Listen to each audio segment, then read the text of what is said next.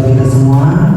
Terima kasih kepada Bapak Ibu yang sudah berkenan hadir dalam acara penyebaran pemahaman dan penerapan pengalaman budaya positif dari Bu Kadek ISDG calon guru penggerak.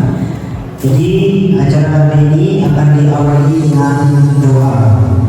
Doa akan saya pimpin langsung. Dimohon kepada Bapak Ibu guru agar berkenan dan bersedia untuk berdiri sejenak.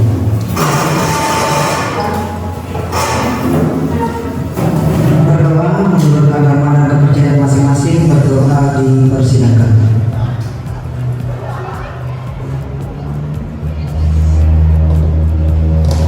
Selesai. Dipersilakan Bapak Ibu duduk. Baik, langsung saja. Untuk kali ini kita akan mendengarkan pemaparan materi oleh Bu Kadek ISDG. Untuk menghadiri dipersilakan. Baik, mohon izin berdiri. Selamat siang Bapak Ibu. Terima kasih kepada Bapak Moderator, Bapak Putu Sriade sudah mendampingi saya dan memberikan memulai untuk presentasi hari ini. Jadi saya ucapkan pengajari umat terlebih dahulu. Om Swastiastu. Assalamualaikum warahmatullahi wabarakatuh. Shalom, namo buddhaya, salam sejahtera untuk kita semua. Rahayu.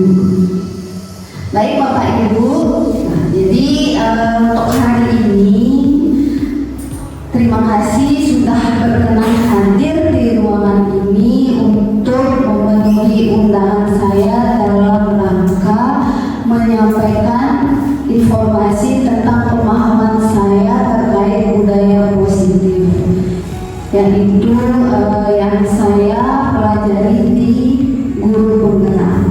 Jadi nanti saya di sini bukan menggurui Bapak Ibu ya, tapi di sini saya sebagai berbagi informasi, berbagi pengalaman yang sudah saya dapatkan ketika mengikuti pendidikan guru penggerak. Jadi selanjutnya, izinkan saya berpantun ria terlebih dahulu Bapak Ibu ya. Jadi saya mohon kepada Bapak Ibu untuk cakep ya. Ya. Jadi pantunnya yaitu pergi ke kebun mencari durian. Pulangnya di pagi hari. Terima kasih atas kesempatan yang diberikan untuk saya memulai presentasi. Ya, jadi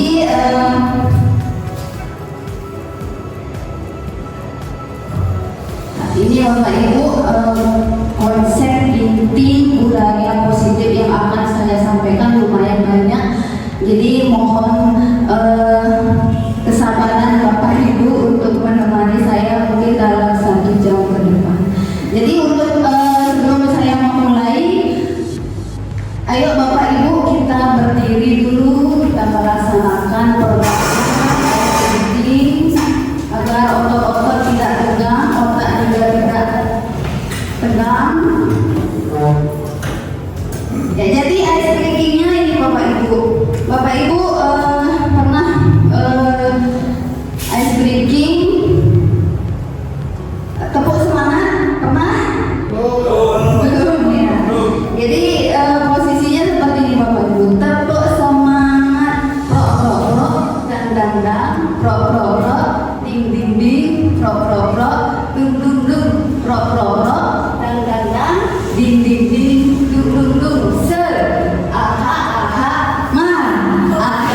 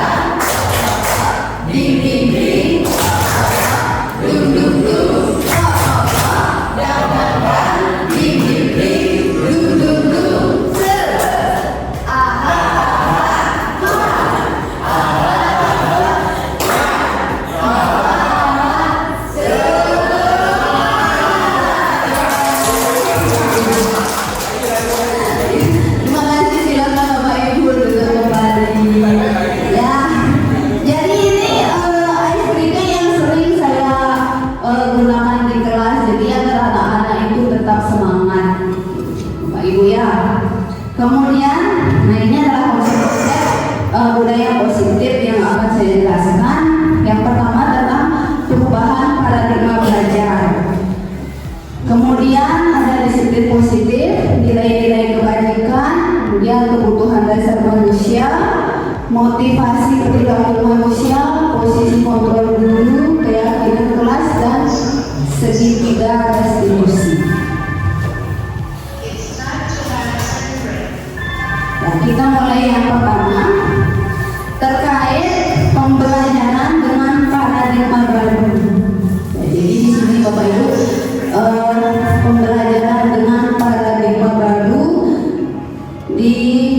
merupakan pembelajaran yang dirancang berdasarkan prinsip pembelajaran diferensiasi, sehingga para peserta didik belajar sesuai dengan kebutuhan berdasarkan tahap perkembangan murid sesuai psikologi modern untuk mewujudkan profil belajar Pancasila.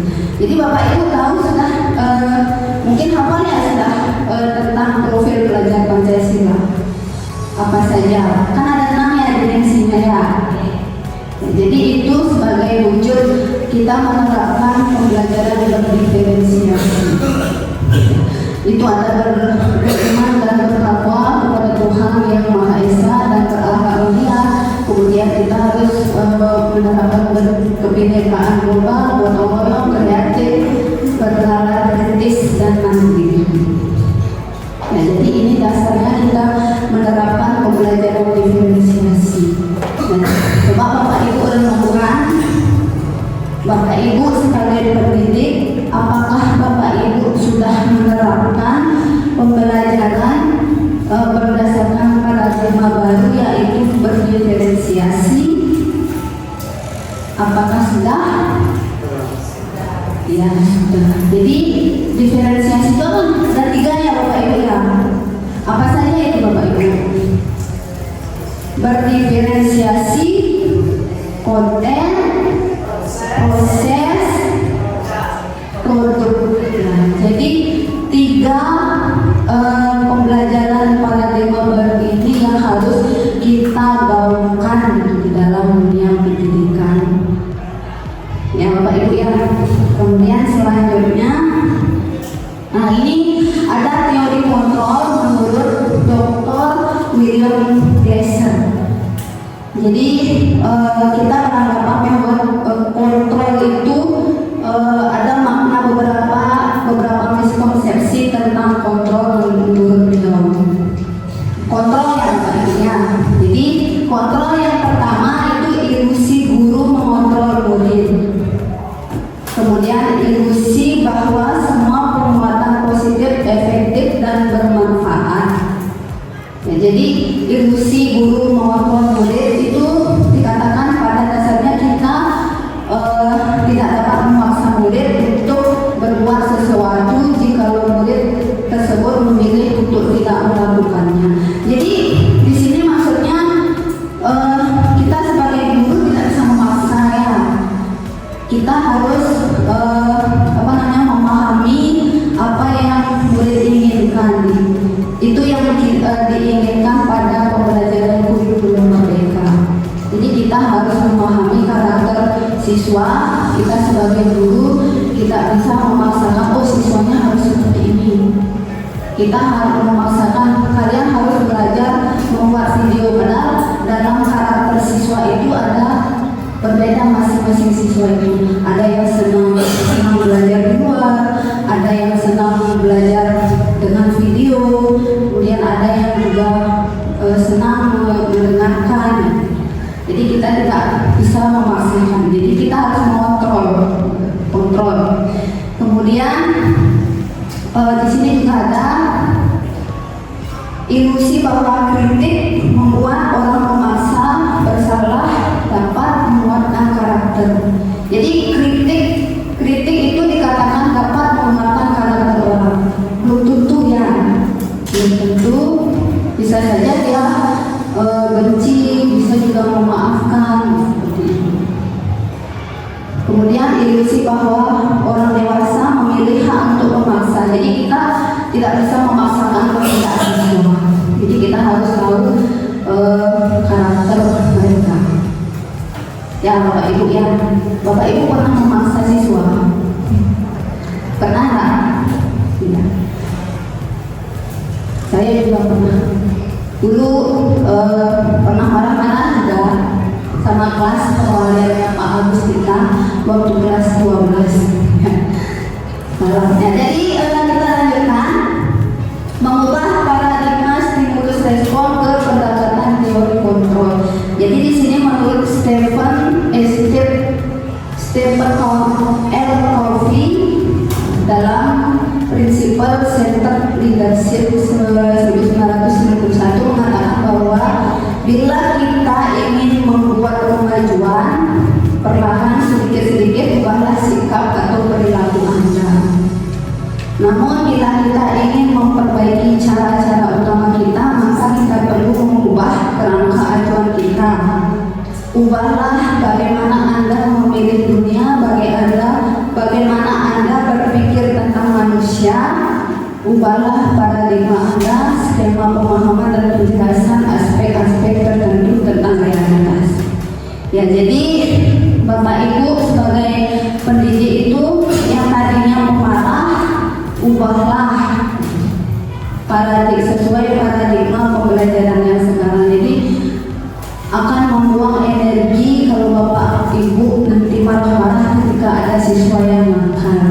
Nanti ada solusinya apa yang harus Bapak Ibu lakukan. Kita ada siswa yang khususnya perwalian Bapak Ibu atau bermasalah di mata pelajaran Bapak Ibu agar bisa mengontrol emosi kita sebagai pendidik, mengontrol emosi sebagai peserta didik.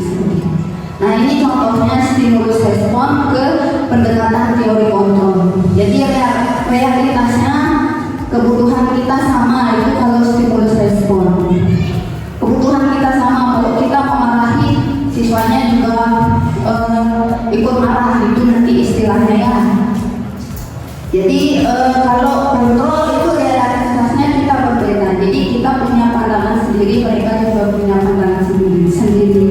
Jadi kita harus memahami siswa tersebut apa alasannya itu, mengapa dia berbuat kesalahan. Jadi itu kita harus, jangan langsung ketika kita tahu siswa tersebut salah langsung kita marahi tanpa tahu alasan dia melakukan hal tersebut. Seperti itu Bapak Ibu. Jadi semua orang melihat hal yang sama, kemudian itu stimulus respon, kemudian teori kontrolnya, setiap orang memiliki gambaran yang berbeda. Jadi tidak antara pikiran kita dengan siswa itu berbeda. Jadi setiap orang itu memiliki perbedaan seperti itu. Jadi tidak bisa kita memaksakan. Nah, ini contoh-contohnya bisa Bapak Ibu simak. Kemudian, nah kita kembali ke lanjut ke disiplin positif. Terkait disiplin, kira-kira makna disiplin menurut Bapak Ibu apa? Tertib. Oh, kita menyatakan tertib. Kita sebagai pendidik harus tertib. Kemudian apalagi kira-kira Bapak Ibu? Tidak melanggar peraturan. Ya, Bu Tusti menyatakan tidak melanggar peraturan. Apalagi kira-kira? Tertib, tidak melanggar peraturan. Mungkin itu memang benar bagian dari disiplin ya, disiplin. Dan jadi di sini makna disiplin itu disiplinan itu dalam artinya belajar. Disiplin mengacu pada disiplin diri, memiliki tanggung jawab terhadap apa yang dilakukan berdasarkan nilai-nilai yang kita yakini. Kalau Bapak Ibu meyakini hal tersebut benar untuk dilakukan, itu merupakan bagian dari disiplin. Ya, apalagi kita sudah bekerja sebagai pendidik ya, tentunya kita harus benar-benar memaknai kata disiplin. Apakah coba renungkan sekarang, apakah Bapak Ibu sebagai pendidik sudah disiplin? Apakah menurut diri Bapak Ibu sudah disiplin? Cukup disiplin ya, walaupun kadang-kadang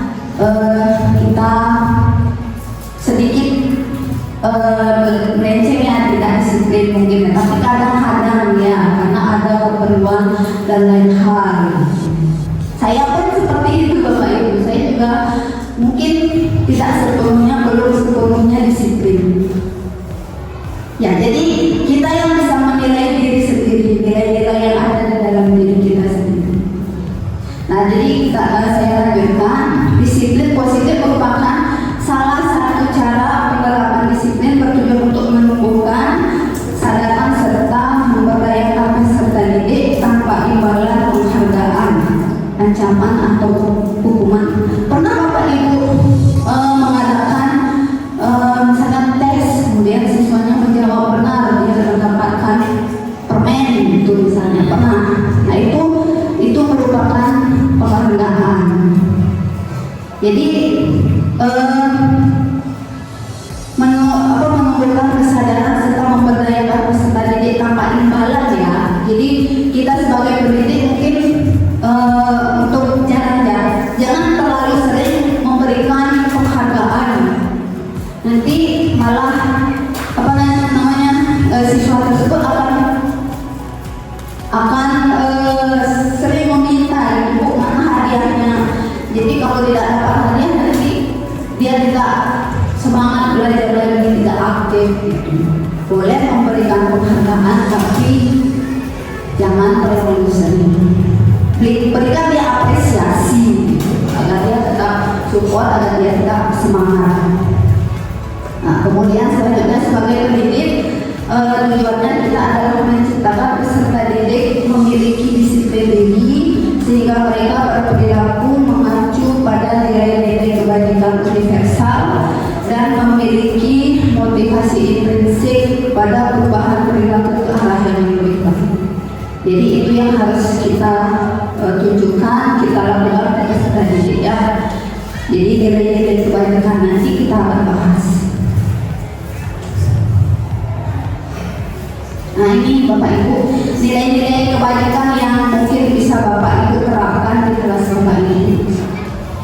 Jadi profil pelajar Pancasila sudah seringnya kita terapkan, beriman dan bertakwa kepada Tuhan Yang Maha Esa, berakhlak mulia, berkebinekaan global, gotong royong, mandiri, kreatif dan bernagari. Nah ini bagian dari nilai-nilai kebajikan.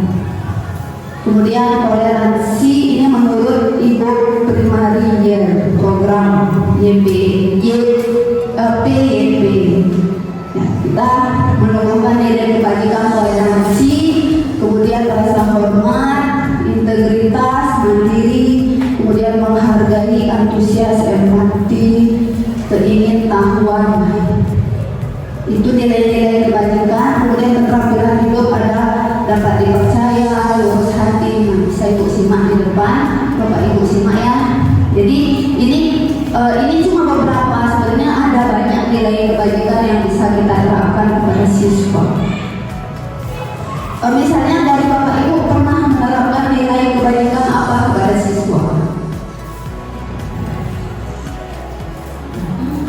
Bapak Ibu di kelasnya mungkin Bapak Ibu sudah membuat keyakinan kelas, kesepakatan kelas.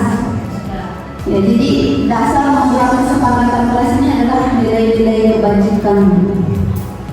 Ya, kalau saya sudah menerapkan nilai kebajikan, yaitu mereka disiplin, kemudian ada menghargai diri sendiri, menghargai orang lain. Seperti itu Bapak Ibu di dalam keyakinan kelasnya. Tapi Bapak Ibu sudah melaksanakan itu.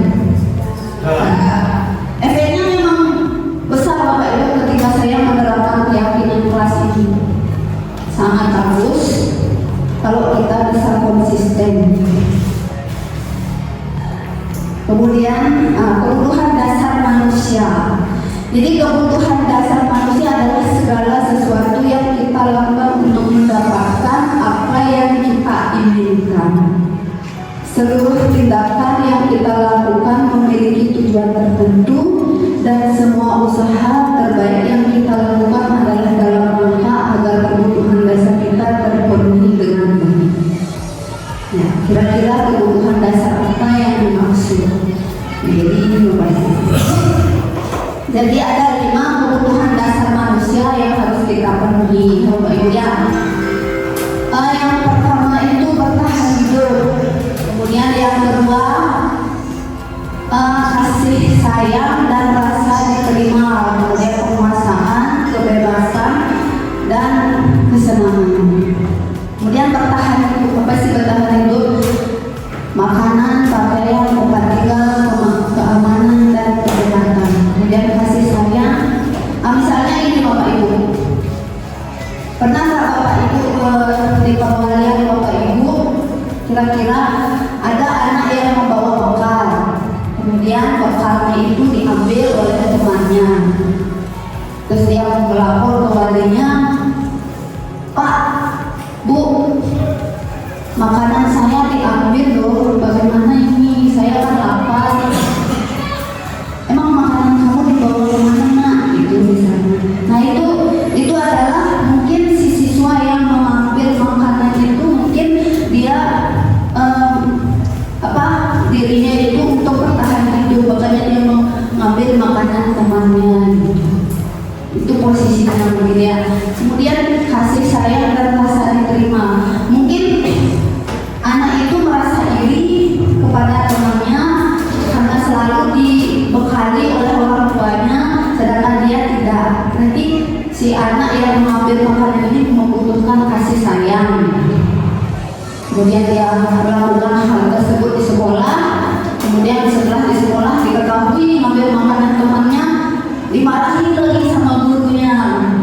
Kacau ya. Jadi si anak ini membutuhkan kasih sayang, pendekatan. Makanya di sini kontrol ya, jangan kita langsung marah-marah ke siswanya. Kita harus tahu itu alasannya apa.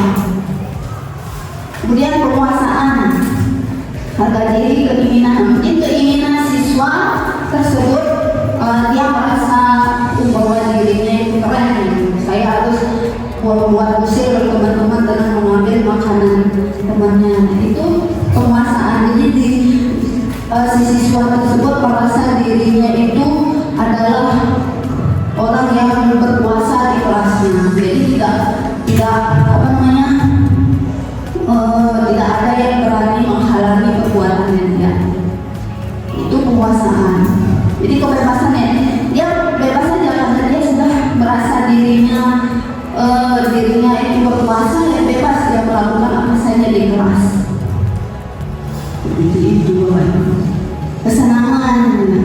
Mungkin siswa tersebut bercanda kepada temannya, makanya makanannya diambil.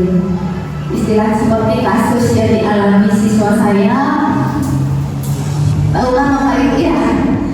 Kasus siswa saya. Ya.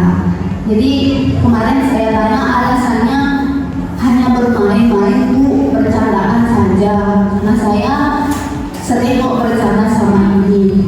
Jadi alasan yang tidak masuk akal seperti itu dengan menggunakan sesuatu benda yang seharusnya tidak dipakai. Jadi alasannya seperti itu, bercanda. Mungkin dalam dirinya itu ada kesenangan. Jadi itu yang harus kita ketahui di dalam diri masing-masing siswa kita. Seperti itu Bapak Ibu. Kemudian selanjutnya,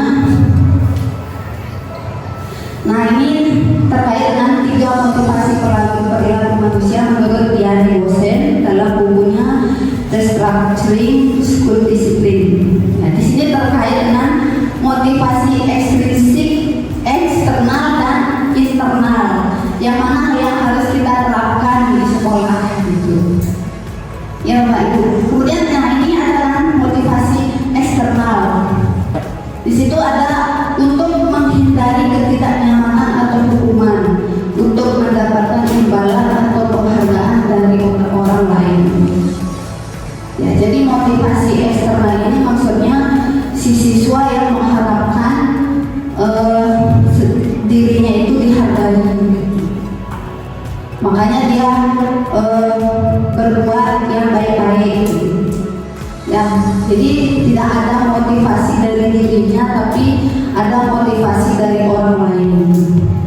Ya, kalau yang internal itu untuk menjadi orang yang mereka inginkan.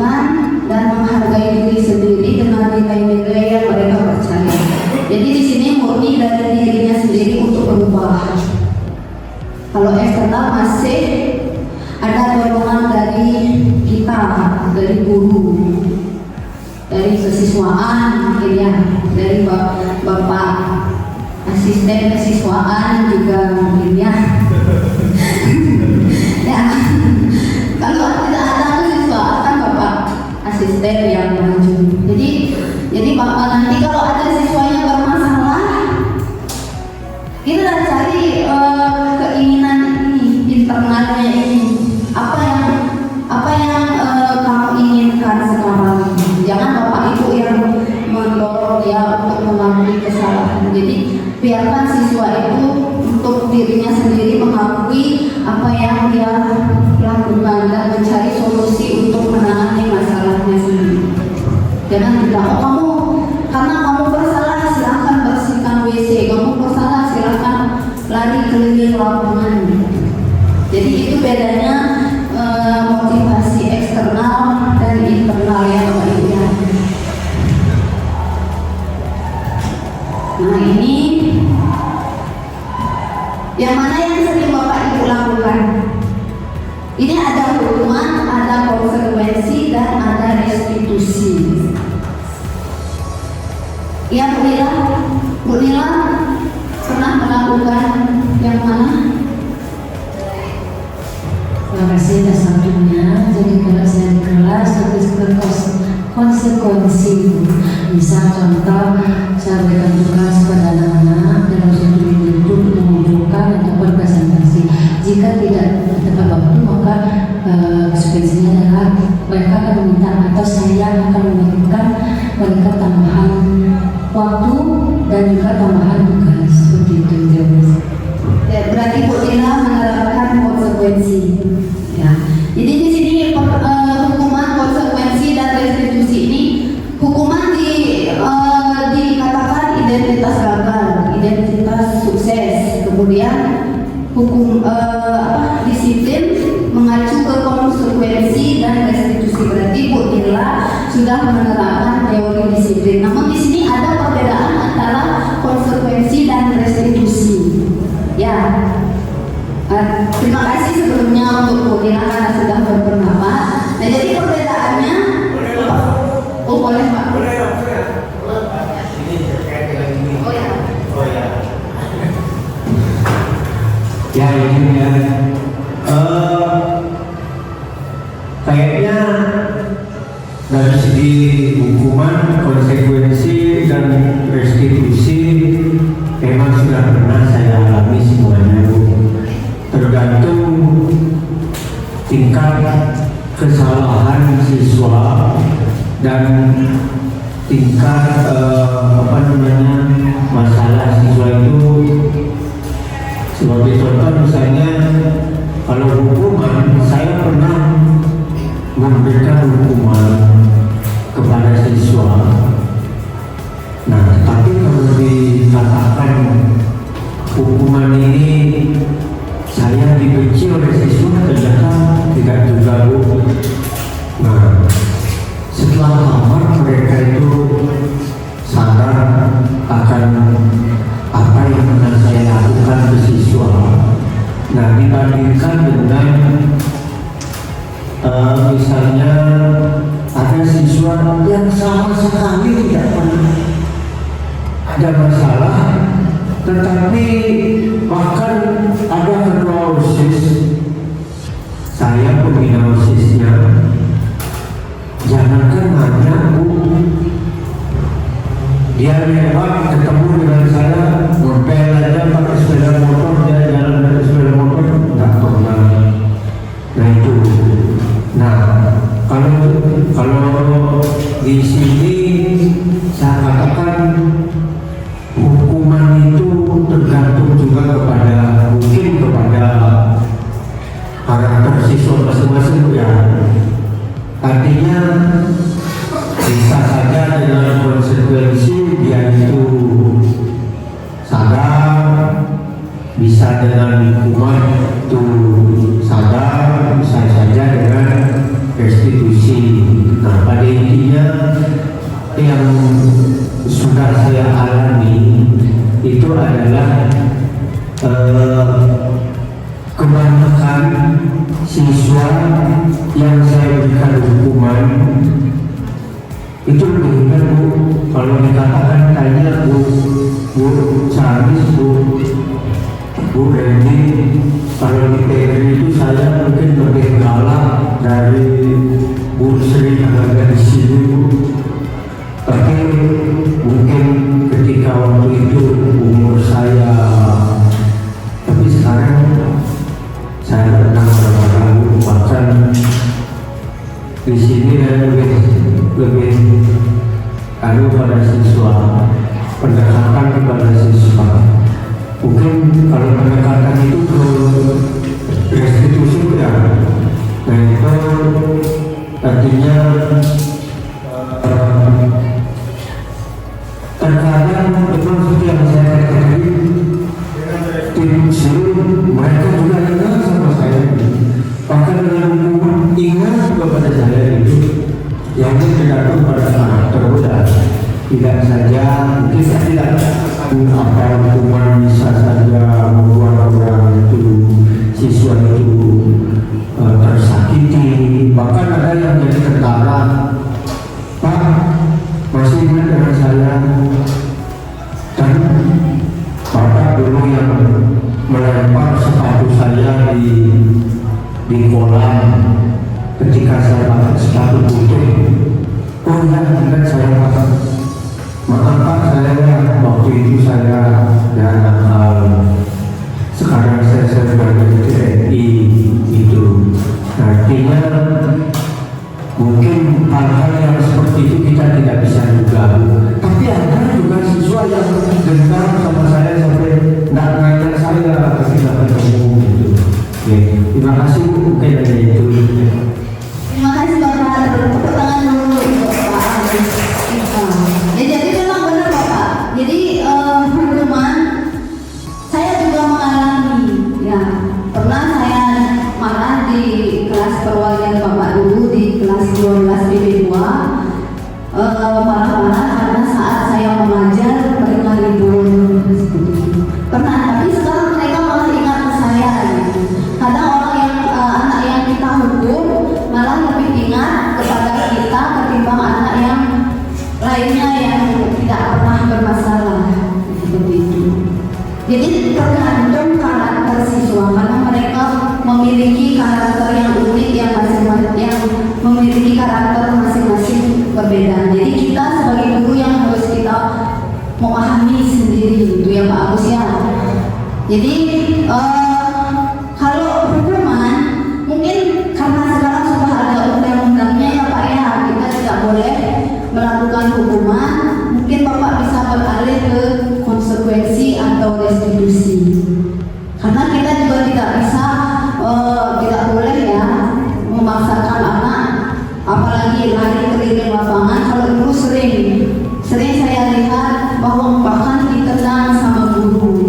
Itu kan sekarang sudah ada yang mengatur undang-undangnya. Jadi kita sebagai pendidik juga terbatasnya gerak-gerik kita untuk mendidik siswa, tapi kita bisa menggunakan konsekuensi atau restitusi Pak.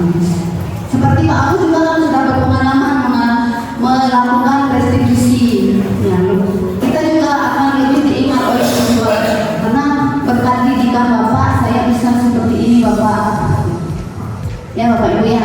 Jadi apa bedanya hukuman sama konsekuensi? Kalau hukuman itu suatu yang menyakitkan, harus terjadi. Pernah ya Pak Agus kan tadi bilang ada yang siswa yang ingat, bahkan ada siswa yang benci. Nah kita harus memahami siswa yang benci itu. Nah, apa yang harus kita lakukan? Dengan salah satu tidak boleh melakukan hukuman lagi.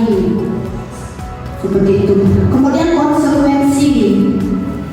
Kalau hukuman sama konsekuensi mungkin masih kita yang mengontrol gitu. Kita yang membuat peraturannya.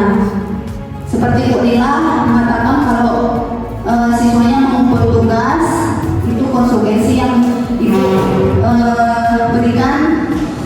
Kalau jika tidak mengumpulkan tugas, konsekuensinya tugas ditambah lagi. Berarti itu yang Ibu buat peraturannya ya. Nah itu termasuk konsekuensi Bapak Ibu. Kalau restitusi itu siswanya yang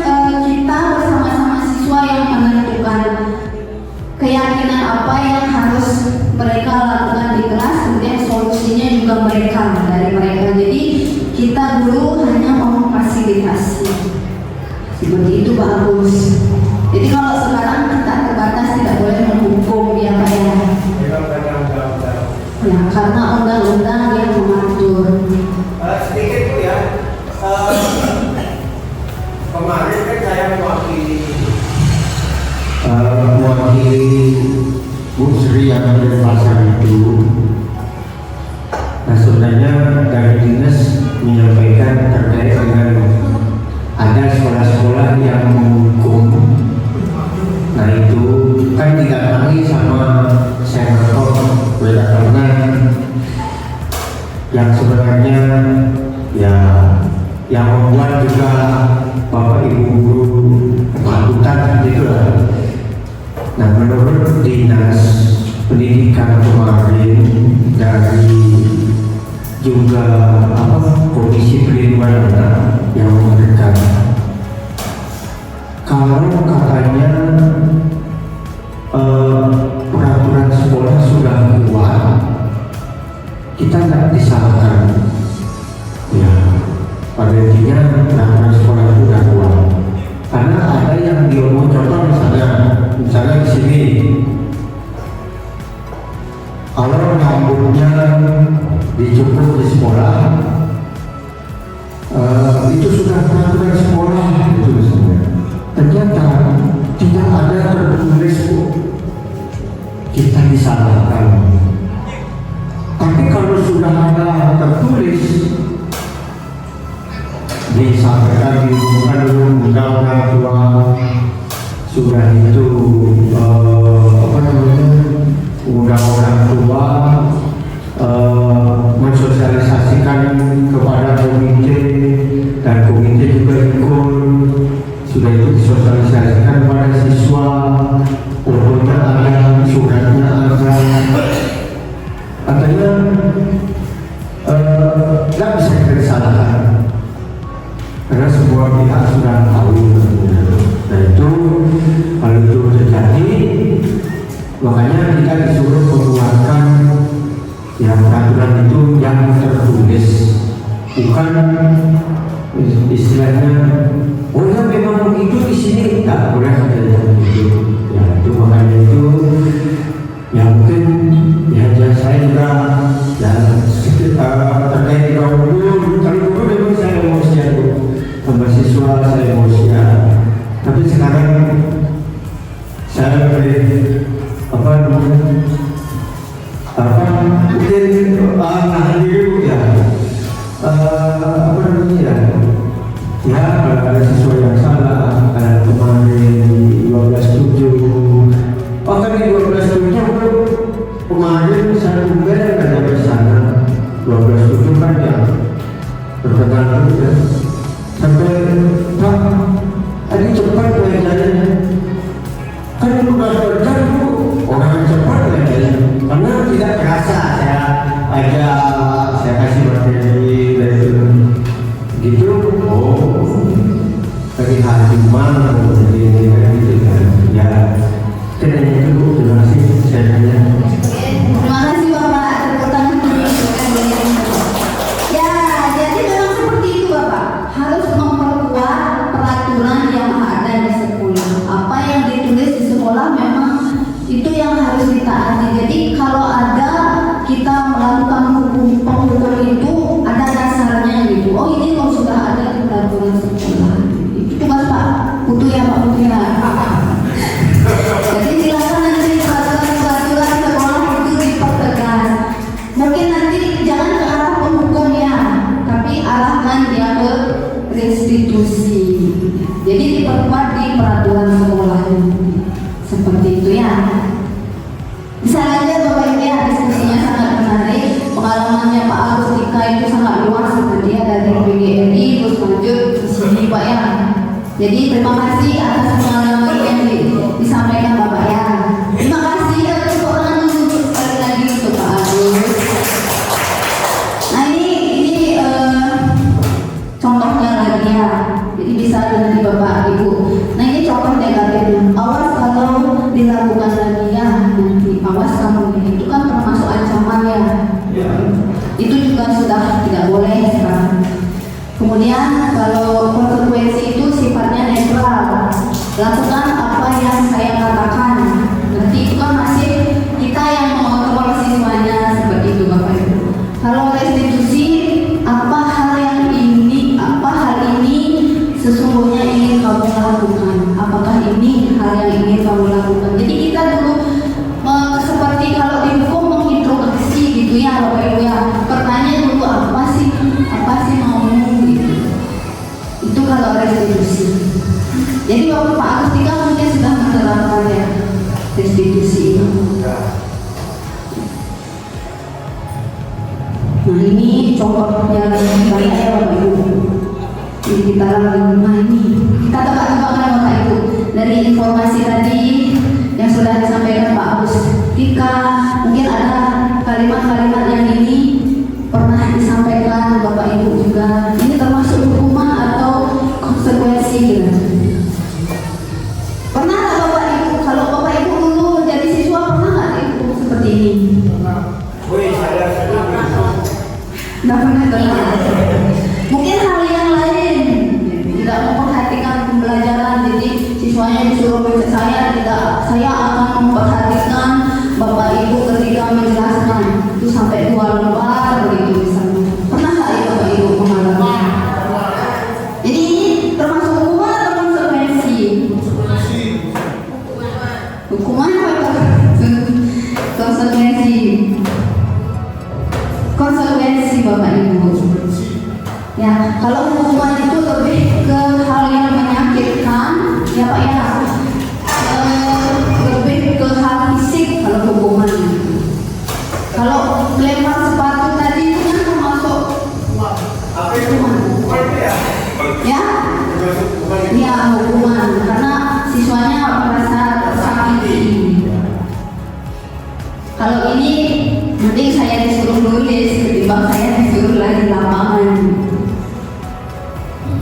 Selanjutnya, nah ini apa? Ya. Hukuman. Membersihkan coretan. Ya, konsekuensi. Kalau ini push up. Ya. Kalau ini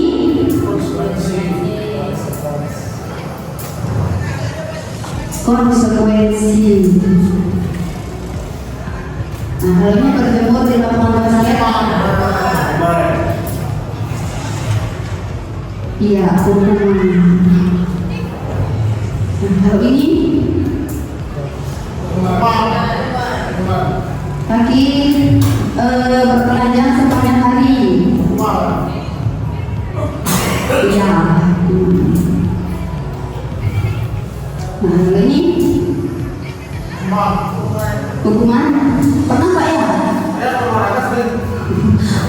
Lagi lama Pak Andi kan pernah ketika dulu di sekolah itu mengalami aja benar hukuman ya. Membersihkan tumpahan air di meja. Konsekuensi. Ya benar. Nah, lanjut. Berarti Bapak Ibu sudah paham ya antara hukuman dan konsekuensi. Jadi kita lanjut ke 5 posisi kontrol dulu. Berarti Pak Agustika sudah pernah menerapkan posisi kontrol yang menghukum, kemudian membuat rasa bersalah pasti ya Pak ya. Kalau sudah menghukum pasti dengan berjalannya waktu kita juga akan menerapkan membuat rasa bersalah. Kemudian ada posisi teman juga, kemudian pemantau. Pak Agus pernah pemantau? Karena yang sering saya lakukan itu adalah sebagai penghukum, sebagai teman. Kalau saya yang sering itu pemantau. Saya memantau siswa, melihat tingkah lakunya, setelah tahu mungkin ada titik kesalahan baru saya panggil. Biasanya di saya contoh kan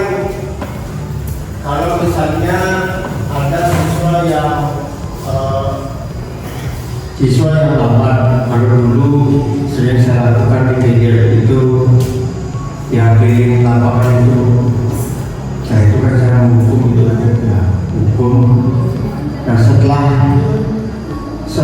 mereka saya hukum kan saya sudah kelas, tetapi ketika mereka sudah bebas, artinya saya rangkul itu, saya tidak memarahi kamu, saya memarahi kesalahanmu. Artinya saya ajak dia, saya rangkul seperti teman saya sendiri. Yang artinya saya marahi seperti itu saya rangkul seperti teman.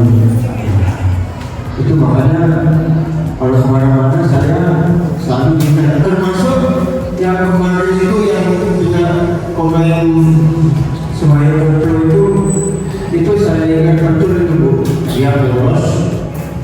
Dia bolos, nah mungkin apakah ini hukuman atau tidak kayak saya lakukan. Dia bolos, terus tasnya saya ambil Bu.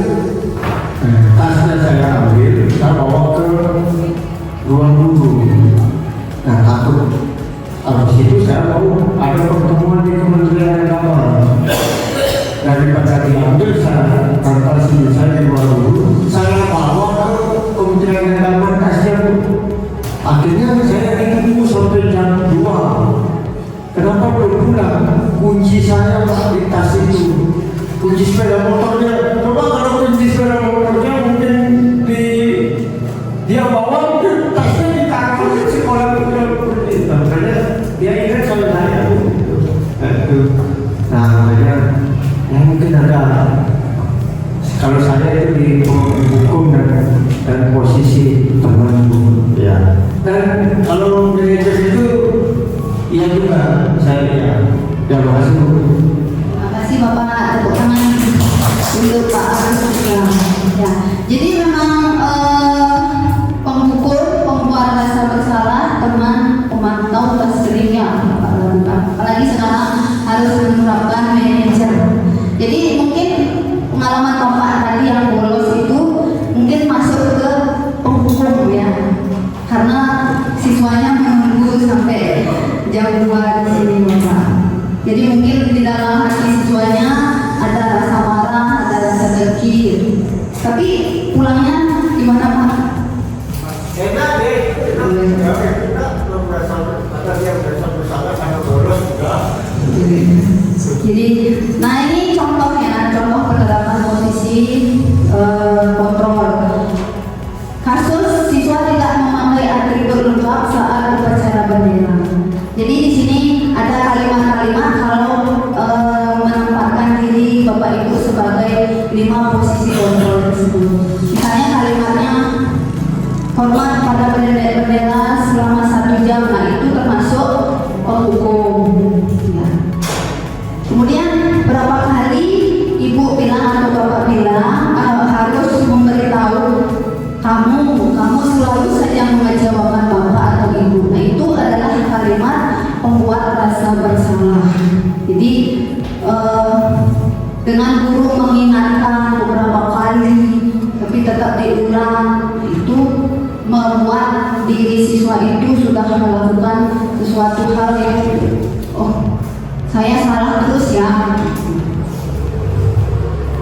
Kemudian, nah ini kalau posisi teman lebih slow ya. Ayo dong ikuti aturan sekolah, tolong bantu Ibu atau Bapak ya sekali ini. Seperti memelas gitu kalau posisi teman. Pernah dong, Pak Agus mungkin ya sering gitu ya. Yang sudah tidak apa, ya sudah tidak apa-apa. Lain kali jangan sampai berbuat seperti ini lagi ya. Posisi teman. Saya sering juga di sini posisi teman. Jadi lebih ke gurunya yang lebih memelas gitu.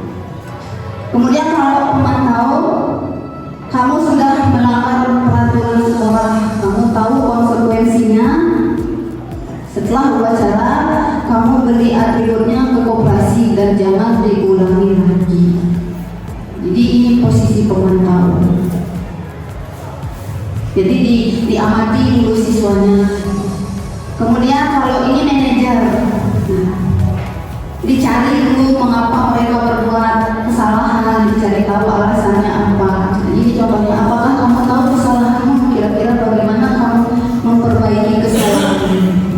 Ini yang posisi yang harus kita lakukan saat ini, yang dibenarkan oleh undang-undang. Kalau kita langsung menghukum, salah, posisi kita yang terancam. Kalau seperti yang Pak Agus katakan tadi, kalau peraturannya sudah jelas, sekolah sudah tertulis, sudah ditandatangani, sudah disahkan, komite sudah setuju, bisa jadi hukumannya juga tidak terlalu berat, yang tidak melanggar hukum. Tapi ini yang sekarang diperkuat. Nah, ini saya kecewa sekali dengan kamu. Itu termasuk posisi kontrol apa? Ini juga ada. Kira-kira apa? Ayolah lakukan demi ibu atau bapak. Teman, apakah kamu mau mendapatkan stiker bintang hari ini? Apa kira-kira? Coba kita lihat.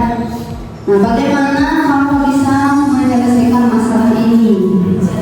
Manajer, kamu selalu paling terakhir. Penghukum atau pemantau? Nah, ini ya, benar penghukum.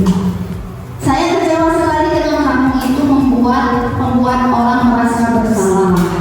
Kamu tidak pernah benar melakukannya, itu penghukum. Ayolah lakukan demi ibu atau bapak. Itu lebih ke teman. Jadi lebih kita yang membelas, minta tolong, bukan kesadaran mereka. Apakah kamu mau mendapatkan stiker bintang hari ini, pemantau? Bagaimana kamu bisa menyelesaikan masalah ini? Manajer, kamu selalu paling terakhir. Itu hukum. Nah, ini yang sekarang yang harus Bapak Ibu lakukan di kelas ya. Mengapa keyakinan kelas? Mengapa bukan peraturan kelas? Mengapa kira-kira Bapak Ibu? Kalau keyakinan kelas, ada siswa, ada kita, disepakati bersama-sama. Peraturan mengarah kepada yang harus ditegakkan, yang harus harus dilaksanakan, harus disepakati. Dan itu yang membuat adalah Bapak Ibu guru, bukan disertai siswa. Itu bedanya. Kalau keyakinan kelas ya mereka juga ada, kita juga ada. Itu bedanya keyakinan sama peraturan. Kalau ke sekolah lebih ke peraturannya. Ya. Nah, ini pembentukan keyakinan kelas yang saya lakukan. Jadi setiap pertama kali saya masuk, saya buat keyakinan kelas. Kemudian minggu depannya terus saya ingatkan terkait keyakinan kelas. Jadi sudah saya merasakan efeknya. Keyakinan kelas yang pertama misalnya siswa tidak boleh terlambat kelas. Apabila terlambat, saya berikan waktu 10 menit. Kalau 10 menit itu mereka melewati 10 menit, mereka mendapatkan solusinya bernyanyi di depan kelas. Itu mereka sendiri yang buat, Pak. Saya hanya mengarahkan ya Bapak Ibu. Jadi siswa itu memang kalau saya masuk sudah tertib mereka di kelas. Kemudian apalagi isi jeda istirahat. Saya hitung lihat jamnya, ini sudah 10 menit lewat, masa tak yang lewat. Jadi saya ingat ternyata mereka mereka benar-benar menerapkan disiplin positif dalam keyakinan kelas yang mereka lakukan. Ini segitiga restitusi ya Bapak Ibu ya. Jadi ini yang harus kita lakukan sekarang. Jadi ada menstabilkan identitas, kemudian validasi identitas yang salah, menanyakan keyakinan. Jadi kita dalam melakukan restitusi ini dialog ya Bapak Ibu ya. Jadi siswa juga harus tahu nilai-nilai kebajikan universal apa yang harus mereka laksanakan. Jadi itu dasarnya kita menerapkan restitusi. Harus keyakinan kelasnya dulu, nilai-nilai yang harus mereka lakukan atau sepakati, baru kita bisa menerapkan restitusi. Kalau itu belum disepakati, belum bisa melakukan restitusi. Nah, seperti halnya Pak Agus, buat dulu peraturannya gitu, baru kita bisa melaksanakan ini. Kalau tidak ada dasarnya itu, kita tidak bisa melakukan restitusi. Ya Bapak Ibu ya. Jadi ini harus disepakati. Jadi suatu proses dialog dijalankan oleh guru agar mendapatkan hasil murid yang mandiri dan bertanggung jawab.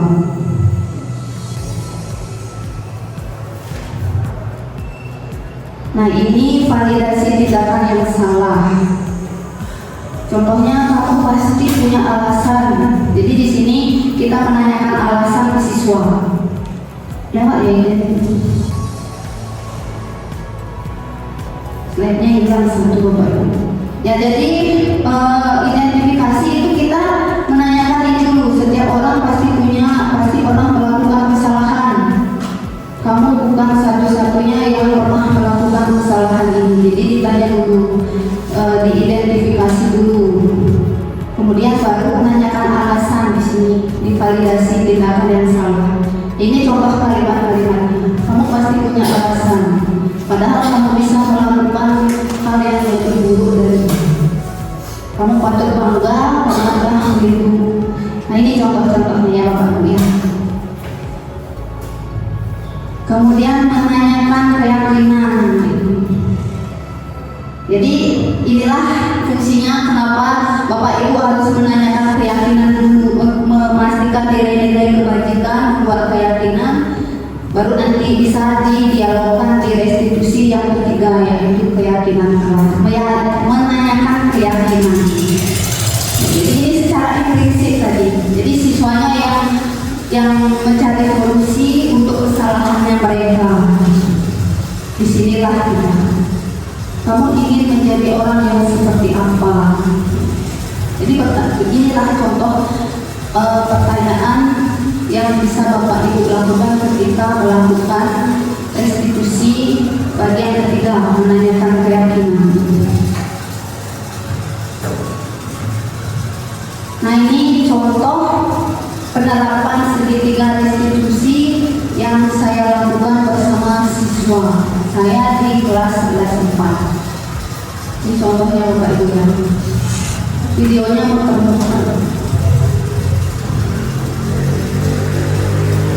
Sinyalnya kurang bagus.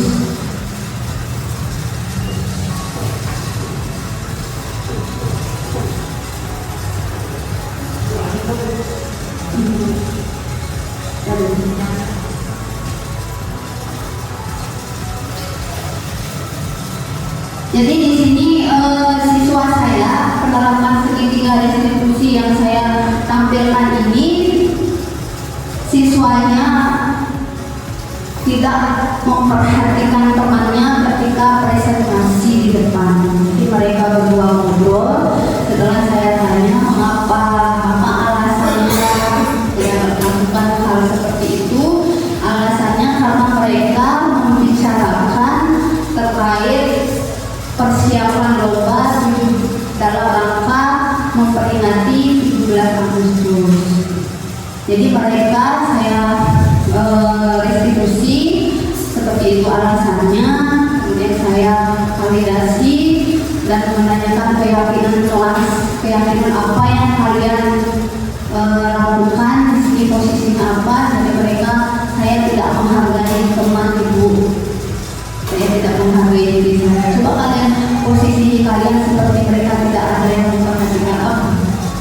Seperti itu saya tanyakan di sini. Jadi mereka sudah mengakui apa yang mereka lakukan dan solusinya tidak akan mengulangi lagi. Dan mereka akan menghargai setiap orang yang berbicara di hadapan mereka. Itu mungkin ini sinyalnya ya.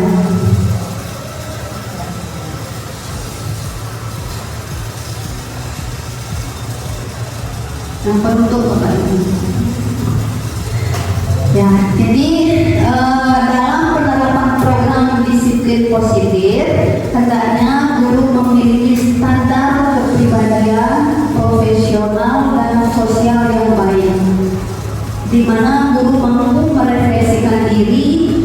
dalam posisi kontrol saat ini. Bagaimana perjalanan diri sebagai among atau manajer yang menuntut murid-muridnya menjadi insan mandiri, merdeka, dan bertanggung jawab. Ini sudah tertulis dalam standar nasional pendidikan. Jadi simpulannya Bapak Ibu sekarang posisinya harus melaksanakan posisi kontrol manajer. Ya Bapak Ibu ya. Ada yang ingin bertanya? Kalau dari saya sudah cukup. Nah, saya tutup dengan pantun Bapak Ibu ya, karena di awal kita pantun saya tutup. Pisau diasah buat bertani, bawa ke ladang, naik pedati. Selesai sudah presentasi ini, semoga dapat memberi arti. Saya tutup dengan Om Santi Santi Santi Om. Wassalamualaikum warahmatullahi wabarakatuh. Shalom, namo buddhaya, salam damai. Terima kasih Bapak Ibu. Saya kembalikan ke Bapak moderator.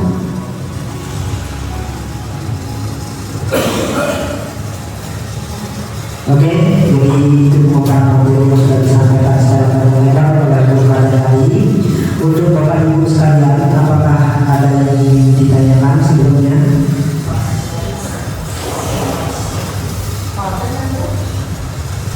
Ada kira-kira Bapak Ibu yang ingin ditanyakan? Mungkin satu saja. Dipersilakan untuk Bu Ferdi mengajukan pertanyaan. Ya, terima kasih atas waktu yang telah diberikan. Sebelumnya saya apresiasi dulu, terima kasih atas ilmunya dari Bu Adi, sangat ini bermanfaat sekali untuk kita dengan anak-anak seperti itu. Mungkin sedikit sharing aja ya Bu, bukan pertanyaan seperti itu. Saya pernah ingin melakukan segitiga institusi karena pernah sebelumnya mendapatkan materi seperti ini. Nah, tetapi siswa tersebut kita bisa diajak berkomunikasi. Maksudnya ketika saya menanyakan bagaimana kemauannya dia atau solusinya, itu dia diam saja gitu. Jadi dia itu tidak bisa mencari solusi sendiri seperti itu. Mungkin bisa sharing. Ibu kan kemarin melakukan segitiga diskusi, mungkin ada saran atau tips dan triknya. Gitu aja. Terima kasih. Terima kasih Bu Dedi, tepuk tangan untuk Bu Dedi. Pertanyaan pengalaman yang mungkin juga sudah pernah saya alami. Jadi siswa itu ditanya, diam saja apa yang dia mau, bahkan Pak Adek pun juga seperti itu. Dia tidak bisa. Jadi solusinya cari guru atau teman yang mungkin bisa diajak untuk dia lebih mengekspresikan dirinya, lebih mau membuka pikirannya, membuka hatinya gitu, agar dia mau bercerita. Jadi akhirnya si anak tersebut dia bercerita, nah kembali lagi dia bercerita ke orang tuanya Pak Bu Elia. Jadi si anak itu lebih nyaman ke ibunya. Jadi ke ibunya dia bercerita, nanti ibunya yang menyampaikan ke saya sebagai wali. Mungkin siswa yang ibu restitusi itu mungkin merasa belum nyaman cerita karena mungkin itu lebih privasi. Ya, jadi mungkin solusinya arahkan ke siswa tersebut untuk mencari teman atau orang yang bisa diajak komunikasi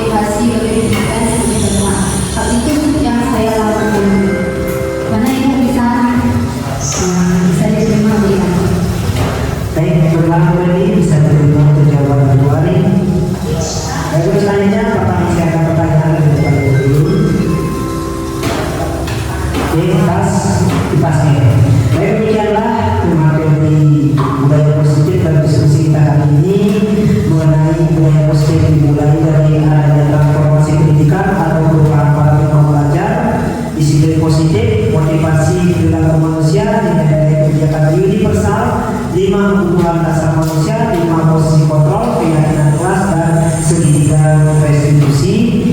Seluruh elemen budaya positif ini jika kita pahami, resapi, dan diterapkan secara konsisten, pasti dapat menciptakan peserta didik yang berkarakter profil pelajar Pancasila sesuai dengan cita-cita kurikulum Merdeka.